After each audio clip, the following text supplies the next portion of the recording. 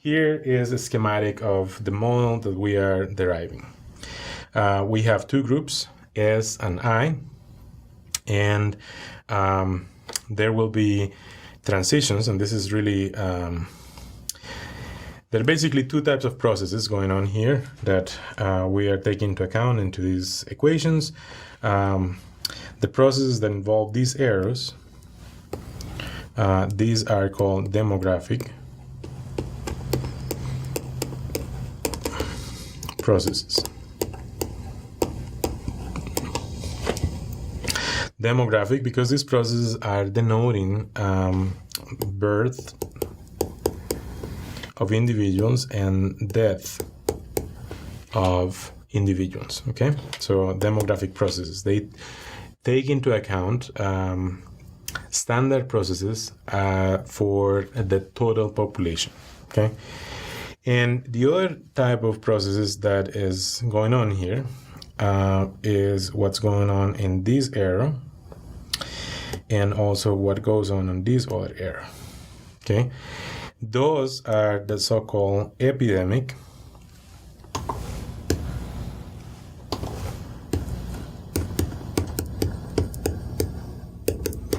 these are part of the epidemic processes. Okay, so there is the way in which new infections are produced, and then there is also the way in which infections are in which infections are depleted. So we can say that these epidemic processes involve things that are similar in spirit to birth of infection and death of infection, but you can also phrase these in terms of gains for the infection process or losses. Okay, so you can see that coming into the I compartment here, the compartments are denoted by boxes. So this arrow is coming into this I compartment, and this is the amount that comes in. So this is a gain for the I compartment, and out of the I compartment, this arrow is going out, and this is the amount that goes out of the I compartment. So the gain for the I compartment has to do with beta S times I divided by n. The loss in the I compartment has to do with gamma I. So once we have decided in some notation for the compartments and we have some notation for the parameters of the model, it's easy, very intuitive to draw this diagram with boxes and draw arrows out of one box going into another box or out of boxes and so on. And then we can write on top of the arrows expressions involving, here you have to realize that S is a function of time and I is also a function of time. These are the so-called state variables. Okay, so we'll have expressions involving the state variables and also involving the parameter, the model parameters. In this case, the parameters of this model, according to what we have written here, are mu, gamma, and beta, right? There are three parameters. Very good. So, so let's write some equations. So I said something about the gain in the compartment I being beta times S times I over N, and the loss in I being something that involves gamma I. Notice that as this quantity is a gain for I, that arrow is coming out of S, which means this quantity will be a loss in the S compartment. On the other hand, gamma I is a loss in the I compartment, but it will be a gain for the susceptible compartment, for the compartment with susceptibles. Okay. So we write the differential equations by using those principles. If we have arrows coming in, that will be a term in the differential equation that is positive. If the arrow is going out, then that term in the differential equation would be negative. Here, for simplicity, the demographic process is modeled in such a way, maybe what is missing here is that n equals S plus I. So here we construct a demographic process processes such that we assume that mu is a constant rate. This mu here, well, all of them are constants, right? But basically, mu is the constant death rate. So individuals die due to some natural process of death at a constant rate. That's what it is assumed. So is the same constant at which individuals in the susceptible compartment die, individuals in the infectious compartment die at the same constant rate. So if mu is the constant death rate, then by this construction, 1 over mu is the mean or average lifespan.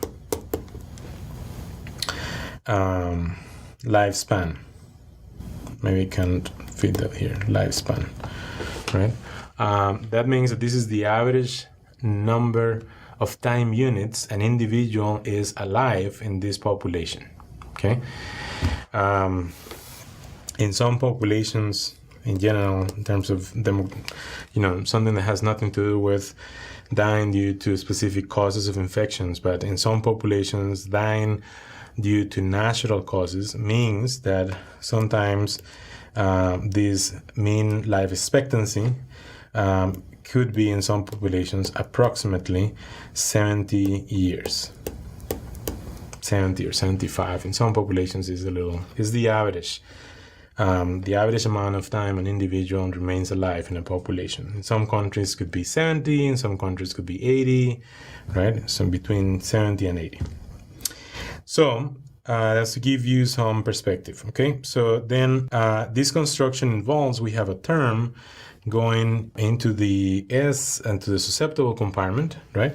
And so this is a little artificial. It's just so we have a construction here that satisfies an assumption of conservation of mass and also satisfies an assumption of having a constant population, okay? This is what is called conservation mass. That means that at any given time, S of t plus I of t add up to n, and n here is a constant. Here we assume the rate of death is constant. So individuals are, susceptible individuals and infected individuals are dying at the same constant rate. And we assume that for the total population, those losses, okay, mu times S and mu times I are losses on the total population, that those losses are replaced exactly in the same magnitude with arrivals or gains on the total population. So you can also think of this as departures, right? And then that we have some type of replacement there. Think of every time there is a death, then a newborn arrives into the population. And by setting that arrow, mu n, going into the susceptible compartment, what we are assuming here is that newborns are assumed susceptible. We're assuming the newborns are born susceptible. They are born free of infection, okay? So you may have your strong opinions as to all the assumptions that we have to build this model with two equations, and that is very good. But this is the process of constructing a model. You always have a set of assumptions, and then you derive some mathematical expressions, and then you can add more reality or more complexity, and so on. So let's review the terms. Here we have the new arrivals. These are the newborns that are assumed to be susceptible. These are the losses in the susceptible compartment due to natural death processes, right? So these terms are the demographic terms. And then we have the term minus beta times S times I divided by N, right? This is an epidemiological term. This is the term that denotes the new infections that are losses for the susceptible compartment, and precisely the same term, which is a loss for one compartment, it's a gain for the other compartment. So these are new infections. And a gamma here denotes the rate at which individuals stop being infectious, okay? So you can call gamma here some kind of recovery, because the infection stops, some kind of recovery rate, and this is a fairly simplistic model. We assume here that when the infection stops, individuals become immediately susceptible again. So they go back. Here is the term minus gamma I, a loss for the infectious compartment, and that term appears positive in the susceptible compartment. It's a gain for the compartment of susceptibles, okay? And the last term, the last equation, minus mu I, that term is also a demographic term. This is what we can do with these two equations. Maybe I tell you one more thing. So we're assuming that n is equal to s plus I, right? This is the so-called conservation of mass. And so what happens if now we take the derivative of this expression with respect to time? So it would be taking the derivative of s plus the derivative of I, right? And if we add up these expressions, then we find quickly that everything cancels. So that means that dn dt equals 0. And this is what we would use to conclude that n is a constant, because we know that the derivative of a constant is 0. Okay?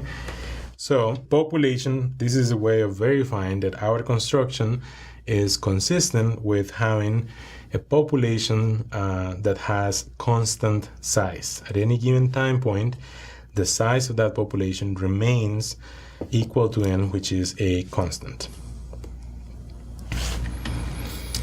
Now, because of that fact, since the population size is constant, then we can do the following substitution. We can say, okay, we know that n equals s plus I, so let's substitute s with n minus I. Okay, so we can rewrite the second equation. Remember, this used to be beta. This was beta times s times I over n. But what we're doing is that we're substituting s with the expression n minus I. And then this starts looking like this. This is where the fun part starts, right? So now we're gonna do some algebra. We're gonna clean up this a little bit. And turns out we can factor out this term. This is a constant, but this is the term beta minus gamma minus mu. We can factor this term out. There is a lot of I, the state variable I is repeated there. So we can also take I as a common factor. Okay, and then we'll be left with an expression that looks like 1 minus I divided by some number. Okay, so we're gonna even write this in a much more compact form. Okay, we're gonna use a new parameter here, and we're gonna rewrite this expression with this substitution by setting R0 to be equal to beta over gamma plus mu. We can rewrite this. Still looks like this portion here is a constant times a state variable I times quantity 1 minus I over some kind of constant. Okay, so you could argue that this starts looking as a pattern, starts looking very similar. Let's say this constant is R, and let's call this constant K. So this looks like R times I times 1 minus I over K. Okay, and di dt equals R times I times quantity 1 minus I over K. Here we're assuming that R is gamma plus mu times quantity R0 minus 1, and K is N times quantity 1 minus 1 over R0. So this is all to say that when we make the substitution, we can reduce that model with two compartments into one ordinary differential equation, and this ordinary differential equation starts looking very similar to the equation we first discussed, which is called the logistic model. Okay, looking very similar. So this is our reduced version of the model. Turns out we can't, indeed, this model supports solutions that are very similar to what we had seen before. You can compute numerical solutions using the R solver L soda for differential equations. Here are some illustrations, and what we're illustrating here is that now this quantity, this ratio, beta divided by gamma plus mu, this is going to determine the behavior here. So we are going to have some scenarios. You could, this is a differential equation that you could find an explicit solution that will look very similar to the logistic one, but here we're doing some commentary based on numerical solutions. The important thing here is that when R0 is greater than 1, when you choose values, when the values of beta, gamma, and mu are such that beta divided by quantity gamma plus mu exceeds 1, is larger than 1, then what we find is that I of t converges to n times 1 minus 1 over R0. Okay, and that's precisely these curves here in these simulations. In blue, you have the solution for when values were chosen so that R0 is 3.3, and you can see the behavior, right? It has that, it's a little sharp at the beginning, but it has that S shape we talk about for logistic curves. And then the next value of R0 that was tested here was choosing values of the parameters that are such that R0 is 2.5. And here is the numerical solution, also converging to that carrying capacity, right? This here is the carrying capacity. And when R0 is 1.7, then the shape is consistent, right? So we have the result. When R0 is greater than 1, I of t converges to this constant value, okay? You can say that here also I of t denotes a number of infectious individuals, but typically we would say that this is prevalence. This is a very common name for the number of infectious individuals, prevalence. And when R0 is greater than 1, prevalence converges to a constant value, okay? And so it is some kind of also endemic level, right? This is the level of the infectious population at equilibrium, okay? Now, look at what happens when values of parameters are chosen such that R0 is less than 1. So when R0 is less than 1, we can also write this when R0 is smaller than 1, then I of t, the prevalence, goes to 0. Okay, that's what we observe for every example here.